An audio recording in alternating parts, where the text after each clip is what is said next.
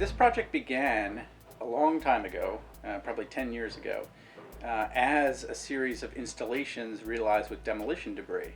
Now, at that time, I was working more abstractly and more in vacant spaces in the city as well as in galleries and institutions. And I wanted to test some of those ways of working upon a house. So the idea was basically to utilize found objects, found materials as resources for reconstituting the inside of the dwelling space.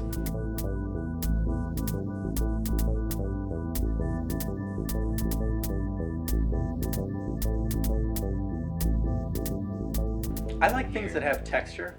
I like objects that have a certain kind of complexity to them. I like things that suggest house or that seem house-like in nature. These are things that are miniature worlds, things that have a very nuanced and detailed nature. I like sumptuousness. I like materials that are very rich and lavish.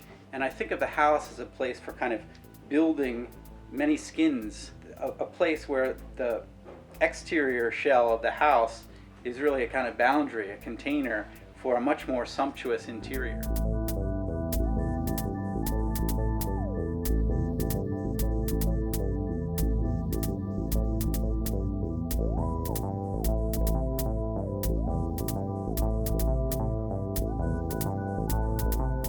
There's two things at work here. One is the attempt to make a place, and in making a place, there's certain rhythms, everyday things that happen. You get up in the morning, you brush your teeth, you make breakfast, you have a coffee.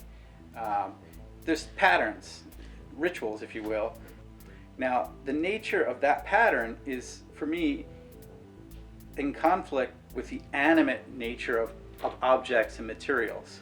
So the house is a place where the patterns of our everyday life contend with the animate nature of objects. And those two things are kind of always moving against each other.